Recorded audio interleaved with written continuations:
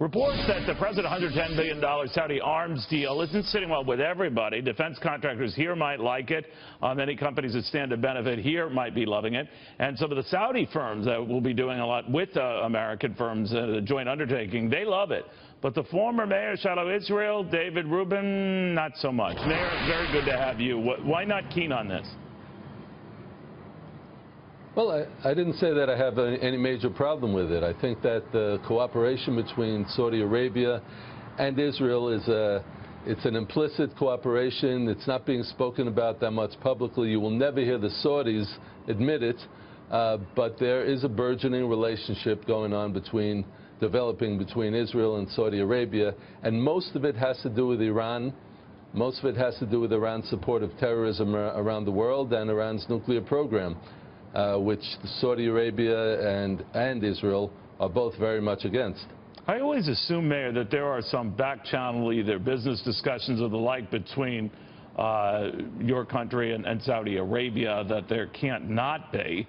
But beyond Egypt in the region, it never seems to materialize, at least in formal transactions. Why is that?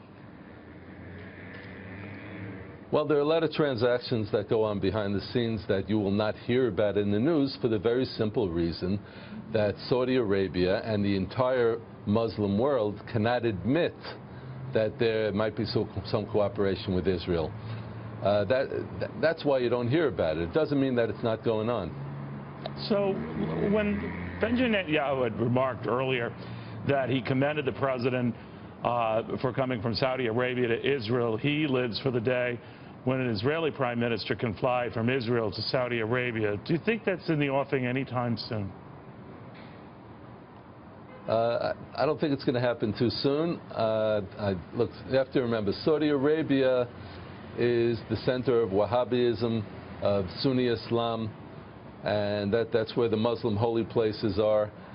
So they have an image that they have to protect, and that image won't be protected by having a very public relationship with Israel.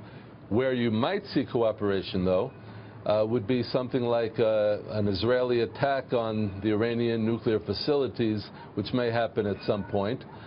And the Israelis need airspace. You know, we can't attack Iran unless we have airspace connecting us from Israel to Iran. So the Saudis have very big airspace, and I believe that because they're so concerned about that nuclear program, that they would be willing to provide that passive support for Israel.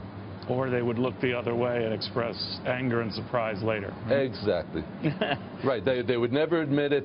They'll support all the UN resolutions against Israel. But the fact is that there is implicit cooperation. Mayor, thank you very, very much. Good seeing you. You're welcome. Same here.